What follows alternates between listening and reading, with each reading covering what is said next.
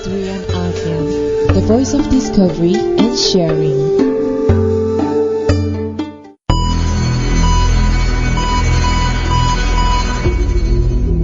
Welcome to ASEAN BIZ, your only choice for business updates covering ASEAN countries.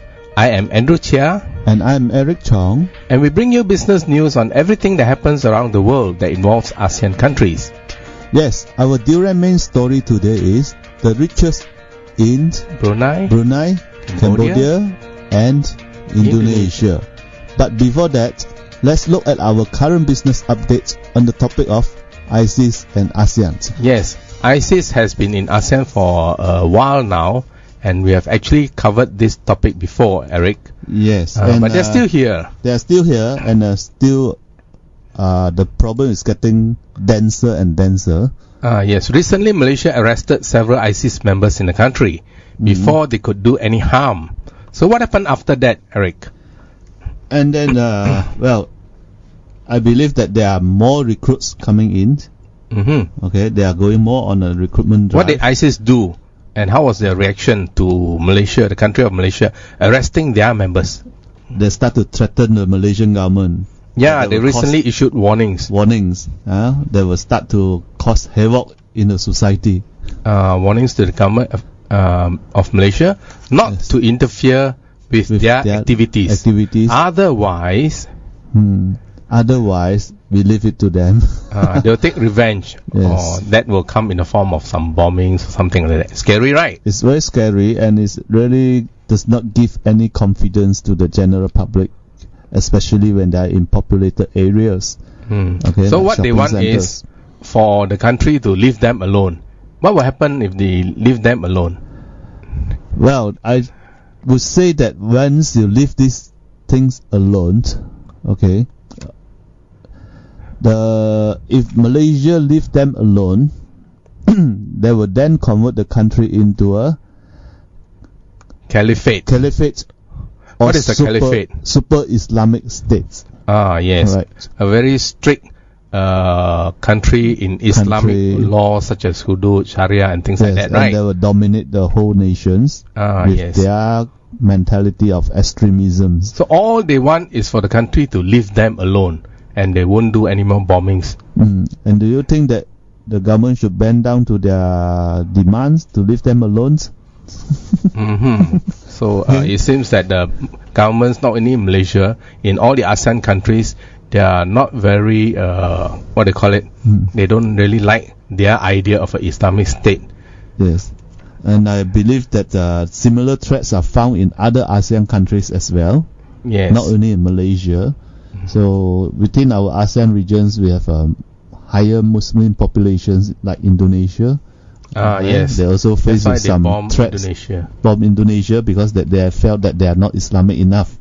Okay. So they are more strict with their laws.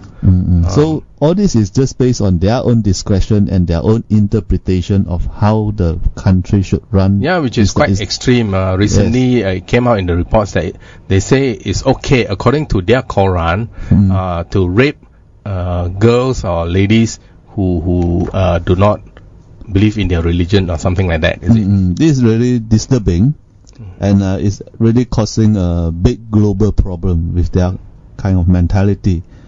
Well, and then the businessmen need not worry too much. It is a global problem. It's not an isolated problem.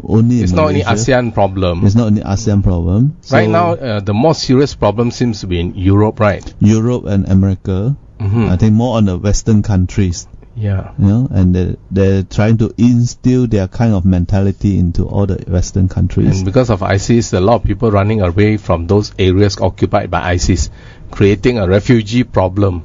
Migrants. And the refugee has spilled over to their neighboring countries. Yeah, Athens, Germany, Tunisia, part of Europe. So, and these ISIS people infiltrate together with the refugees, right? And you can't actually know who are the ISIS member. Yeah, the normal Muslims are bearded. The ISIS people also are bearded. So sometimes they can't recognize which one is the terrorist. So, and then I think just recently an article from Japan, the Japanese government, that purely just reject all applications. Right, yeah. In fact, the article says that 99% of the refugees who applied to go to Japan were rejected. Yeah, they just reject it outright without giving any considerations. So this is to eliminate any chances of infiltrations of any ISIS member. Yeah, that's what the country of Japan over in the eastern part of the world they are doing. So, and in these instances, the general public are reminded to stay away from public places with many foreigners or Westerners who are the main targets of the ISIS member. Yeah, that's what you mentioned earlier, Eric. Yes.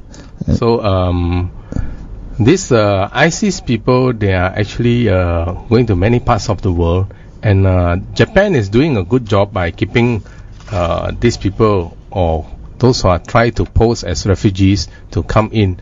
Because when you're in ASEAN, Eric, we know that the statistics here, a lot of poor people, especially in countries like Myanmar, maybe Laos or Cambodia, where a lot of citizens earn less than $2 a day. You know, so if the Western countries or the richer countries want to take in refugees, they should take in all these poor people who are our members in our countries, rather than refugees who are very rich countries, and nothing to do, and they fight among themselves.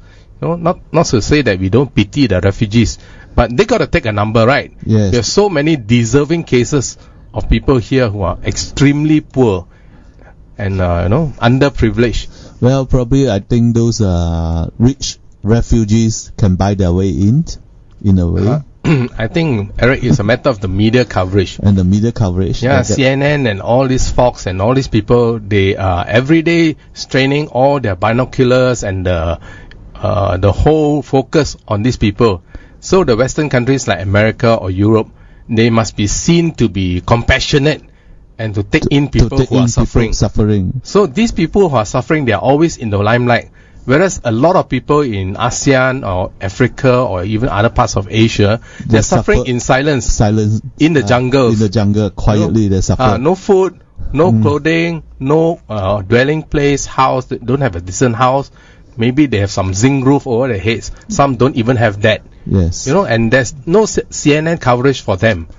It's because there's no publicity value for them, and this kind of situation is abundant around the world.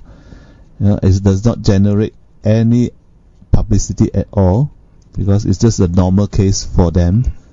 Being poor, being poverty is the same thing for them. Yeah, so let's hope that in 2016 there will be less terrorists and ISIS and less refugees. In fact, recently they say that there's a more powerful group than ISIS, which is a part of the Al-Qaeda. In fact, ISIS was just a small part of Al-Qaeda earlier. Yes. Al-Qaeda is the most powerful one. It's a spin-off. With Captain Osama, right? Yes. Earlier. That's true. So that is the actually most powerful group of terrorists. And they are both powerful plus financially able. Very strong financially. And at times we got to scratch our head. How did they get the finance? That is a good question. Where did their money and their arms, are they operating legitimate business to gather their funds around the world? We know that they come from some oil-rich countries, right? Yes, there might be some oil-rich countries. That's where their wealth came from to build their armies. But they still need some business entities around the world, right, yeah, to actually generate that kind of income and also that kind of contacts around the world to make them look clean. Great. In any case, we hope that this year the problem will either be solved or be reduced so that people in ASEAN and other parts of the world can live peacefully with one another. So Andrew, the question is, do you see that these issues can be resolved completely at all? What's your take on that? A lot of parties have to work together. The Western countries will have to do something, whereas the Muslim countries will have to really inform people that their religion is a good, peaceful religion. And they must stand up more often to tell people that these people, ISIS and Al-Qaeda, do not represent their religion. Otherwise, their religion right now is being hijacked. And the whole world knows Islam as a violent religion, killing people, beheading, raping, and stuff like that. And their religion are suffering in silence. Yes. The So, good part of the religion is suffering in yeah, silence. people who belong to that religion and the good people, they must stand up and say with a loud voice all together to say that this is not our religion. Yes, and I believe that if you look back in histories, a lot of politicians are using religions as their mileage Right. to infiltrate into the poverty's area, infiltrate into people's. Yeah, because the politicians also understand one thing. For example, Karl Marx mentioned about the opiate of the masses, which means everybody loves to have a religion, you know. Yes. So the Chinese says that is some spiritual kind of belonging. Belonging. You want some peace in your soul or something like that. That's why you embrace some religion, isn't it? Could this kind of so-called subconscious mentality hidden in our mind all this while day we are born, that human beings always looking for something to believe in? Well, if you ask me as a money man, I have this opinion that the poor people are too busy making money to fill their stomachs. They don't have time to think about religion, where did I come from, what's my purpose in life, and important questions of life like these. Yes. And the rich people are too busy spending their money to think of religion. So if you ask me, I don't think anyone in the world is really thinking of all these questions.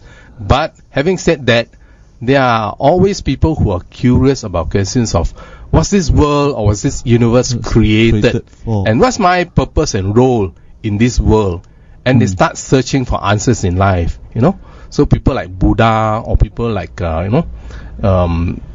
monks and priests, you know. Once the politician sees a doorway for this inside your brain, they will use it.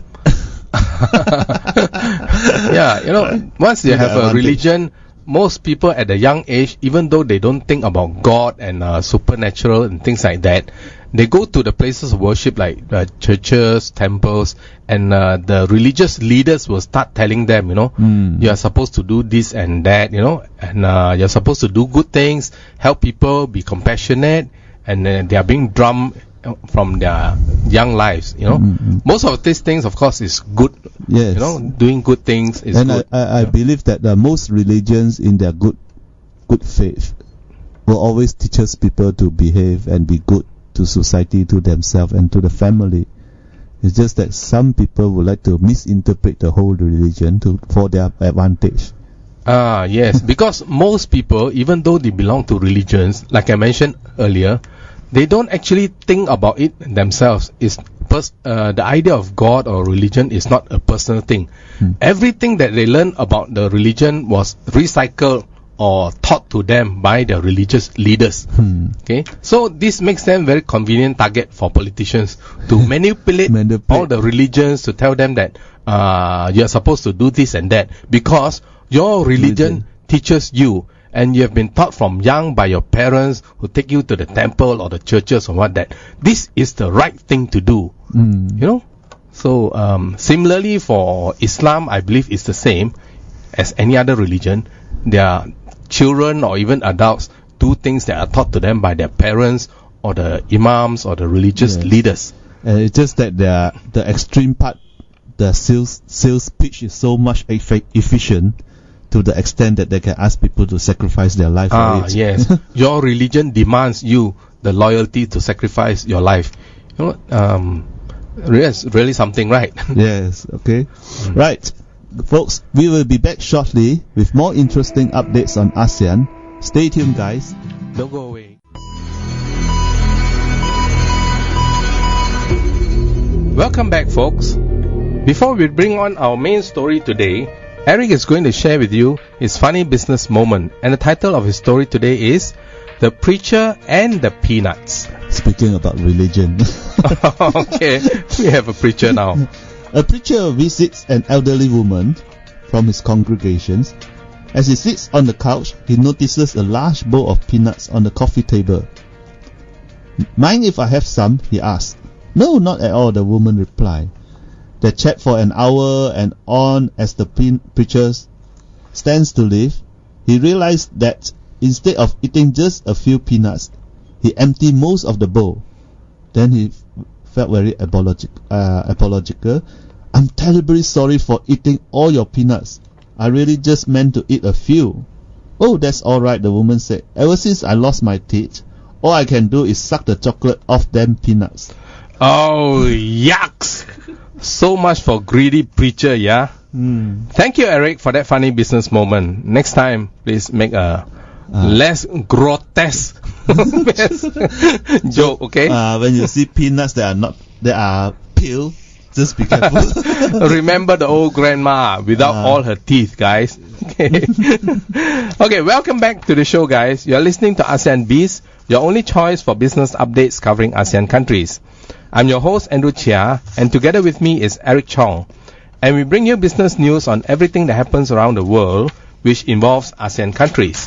The title of our Durian main story today is The Richest in Brunei, Cambodia and Indonesia. Yes, Eric. In one of our earlier shows, we talked about the richest in ASEAN, and we have a list of 20 people who are the richest people in ASEAN. Mm-hmm. Unfortunately, a few of our ASEAN brother countries, such as Myanmar, Laos or Cambodia, did not make the list, and there were no representatives. So today, because we are all in ASEAN, we would not like to leave anyone out of the list. So today we are going to take a closer look at every single country in ASEAN, starting of course with the B and C and I, the earlier alphabets of our ASEAN brothers. There's Brunei, Cambodia and Indonesia. That is what we are going to cover today in this edition. So why don't we just start off with Brunei? Yes. And I'm sure everybody still remembers from our earlier edition. Who's the richest man in Brunei, Eric? It's the Sultan of Brunei, Sultan Hassanal Bolkiah. Yes, none other than the Sultan himself. And his total net worth is 20 billion US dollar. How old is the Brunei Sultan today? Well, at this moment he's 70. Okay. His date of birth is on the 15th of July 1946. And what are the posts that he holds as a Sultan of Brunei? Quite a numerous. First of all, he's a prime minister also. The Sultan can be the prime minister. And he can become the Ministry of Defense and Commander-in-Chief. Yes. He is also the Ministry of Finance. Right? And Minister of Foreign Affairs.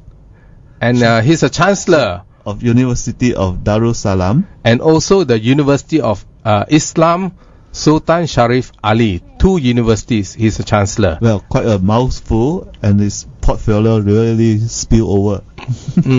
Right? Of course. Where is he born? Of course, definitely it's in Brunei. Okay. And he's have a spouse.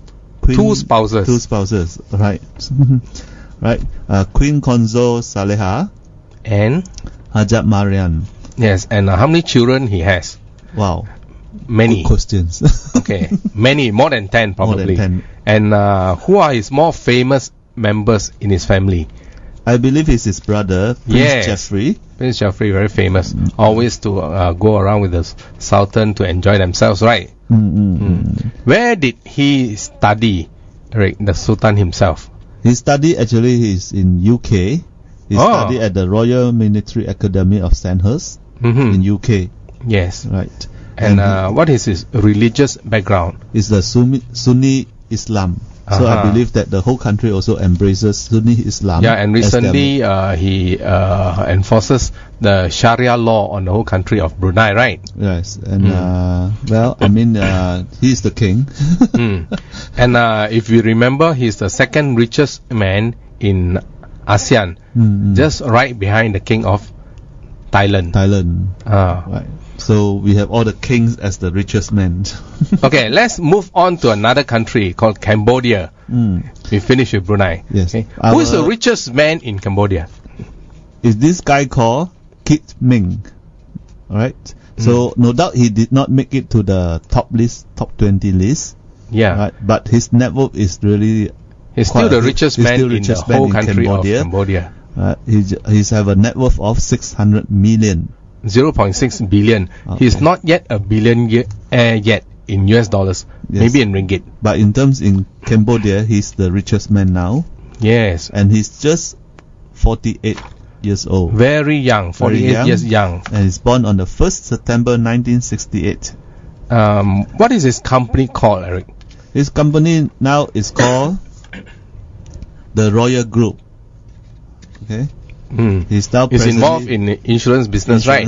Business, and presently he's the CEO of the Royal Group. Yes. Mr. Kith Ming was born in Kandal in Cambodia, and his spouse is Sri Tosh Chamnan. Quite a mouthful. Yeah, different countries, different languages makes it not so easy for us to pronounce, especially Asian languages, right? And he studied in Australia at the Australia National University. Wow. And he holds a bachelor degree at this moment. So maybe Andrew, you just share a bit of his life story and experience, since he's the richest man in Cambodia. Right, yes. Mr. Kith Ming had 4 children, and his religious inclination is not known.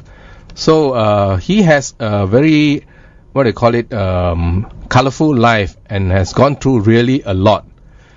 He's the youngest of 3 sons of a Chinese-Cambodian businessman, Kith Ping Ik. Okay. And Kith Ming led a comfortable life in his hometown in Kandal province until 1975. At a very young age of less than 10 years old, the Khmer Rouge regime caused a major social upheaval, and Kith's family were among those targeted by the Khmer Rouge because they are very rich and because of their ethnicity and socio-economic status. So the entire family was captured and sent to a labor camp, where upon arrival, Ming and his 2 brothers were separated from their parents, who later died of starvation. Oh, poor thing. Poor thing. Very rough life in his younger days. Using those days, they call the killing earth. Right? Killing fields. Killing fields, right. And during the confusion resulting from the Vietnamese invasion of Cambodia, at that time it was called Cambodia. Cambodia, okay, not Cambodia yet. Ming escaped with his older brother to Phnom Penh, from which they then fled to the refugee camps in Thailand. In Thailand, Ming later related, "They put us in a pig farm.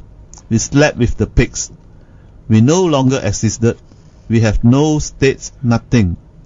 And in 1980, Ming and his brother were found by a family member in a Thai refugee camp, and both brothers migrated to Australia, where they worked and attended school in the national capital, Canberra. I believe life changed totally for him in Australia, right? Yes. Compared to Southeast Asia. Proper life, proper educations, and proper brought up. That would be a paradise compared with the refugee camps and the prisons, right? Country, yes. And in 1991, Ming and Tien returned to Cambodia, where he and his older brother, Sophian Kit, began selling furniture and office supplies to the UN, and operated a Canon copier franchise before establishing the Royal Group. In 2008, Ming unseated Sok as president of Cambodia Chamber of Commerce. He was elected by his fellow members unopposed for another 3 years term in 2011 and again in 2014. Okay. Very exciting life, and very, very tough life for a young boy or a young man. Yes. So Kith Ming. He'd been through thick and thin during his lifetime. Became the richest man in Cambodia. And I believe that with all these happenings, he really have a story to pass down to his generations. Yes. And Ming now often accompanies Cambodia's Prime Minister Hun Sen abroad to help promote Cambodia's economic interests, and he's a strong supporter of Hun Sen. But Ming says that he's not involved in any politics, and he leaves the politics to the politicians. Well, of course, some people don't believe him, lah. Yeah, of course. Okay? And Ming carries the honorary title of Nik Ok Na. The Ok Na is something like a Tan Sri or a Datuk in Malaysia, which is a title bestowed by the royal family of Cambodia on those who make contributions of 100,000 US or more. Wow, that's great, man. So what can we learn from Kith Ming, the richest man in Cambodia? One of the things, Eric, I feel after reading this story is that rich people are able to recover from the most adverse situations in life and later achieve huge financial success. Do you agree or not, Eric? I would say in a way it's very true, because like rich people, they felt they have been success before, right? And for them to repeat the success might not be so difficult. No doubt in the trying times or in bad times, they have their methods and they have their ways of doing things, which I believe that a lot of people that have not been through their kind of status might not be able to embrace a lot of their attitude and their mindset. So for them to be down and up again is not that difficult. Yes. So guys, if ever you are down, just remember Keith Ming made it, even though he went through hell and he went through refugee camps and things like that. Live like a pig, you know. And I would say that it's all in the mind and how you keep your circles. So probably during his family good times, he has a good circles of friends or good circle of acquaintances, which after the war they can come back again to restart their life, to rescue him, to bring him up again. Yes. So right, we will take a short break and be back with our story shortly. Stay tuned, guys. Don't go away.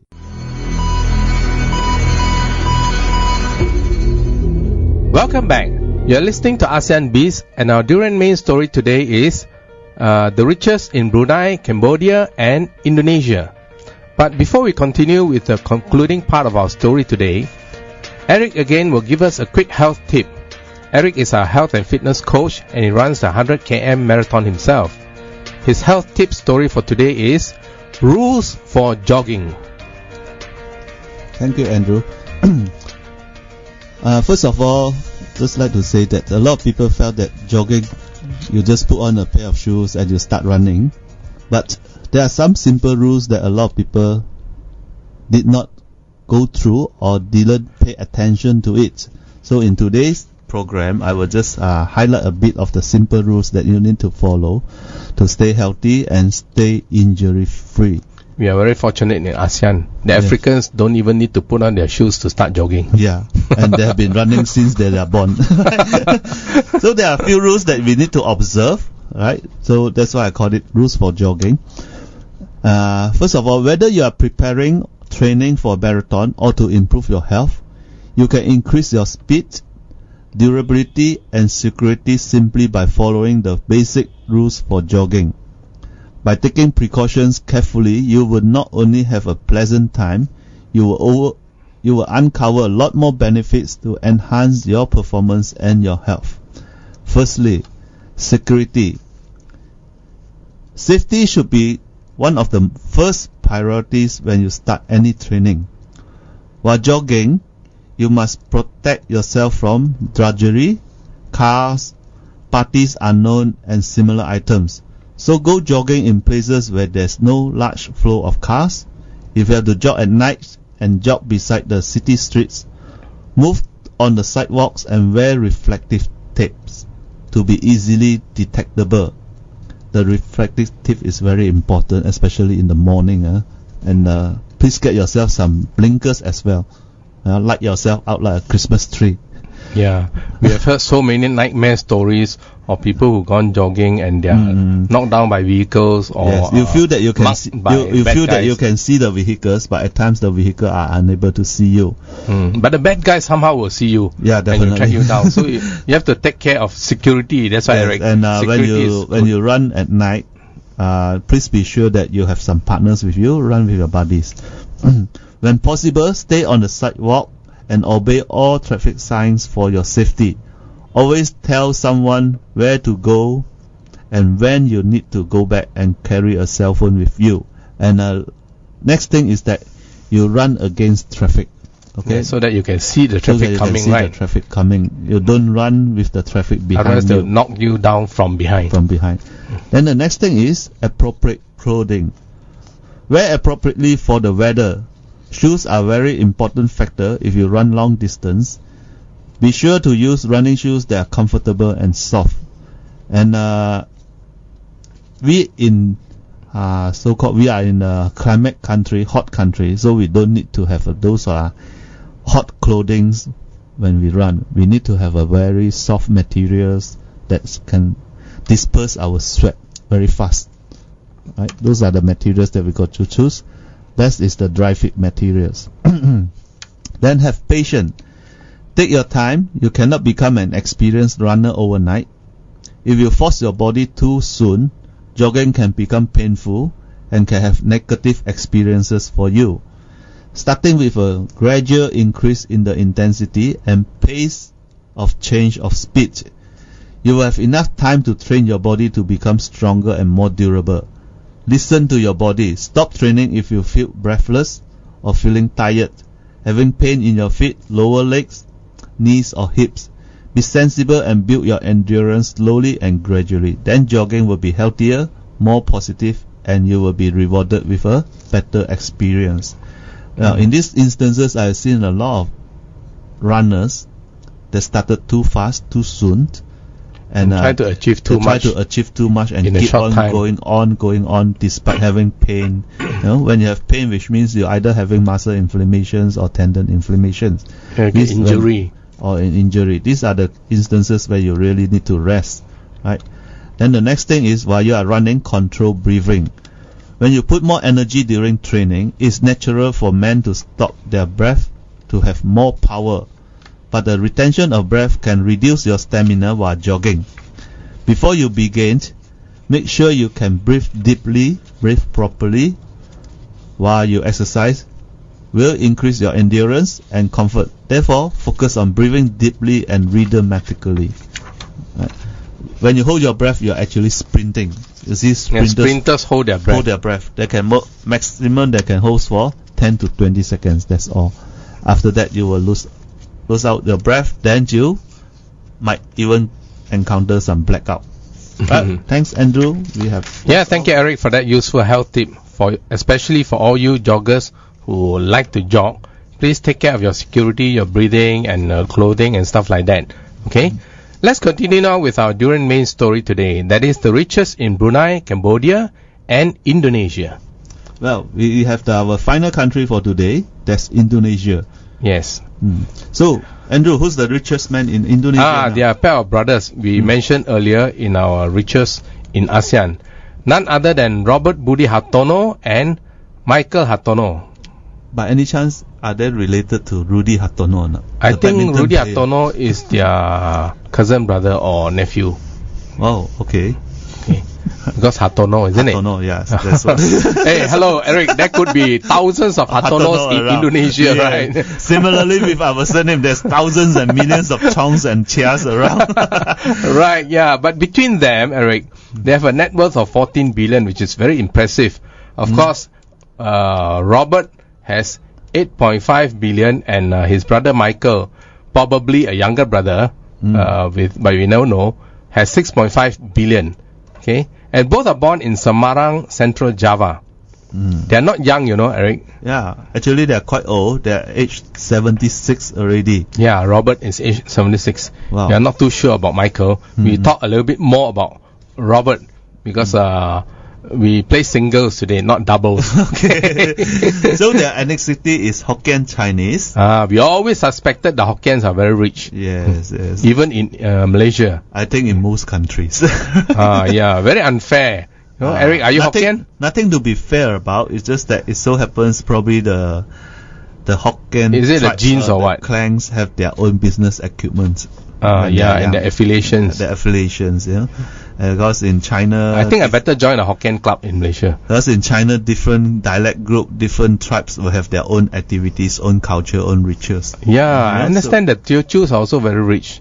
So probably it just so happens that the Hokkien, Teochew, and some other dialects group so happens to be in the business activities. Right. The Hakkas are also quite rich. People like me. Hakka are good for construction. And coolies last time, right? But they also made a lot of money. Right. People like me, which is Cantonese, we are famous not for money but for food. Ip Man. The foodie. And Wong Fei Hong. Okay.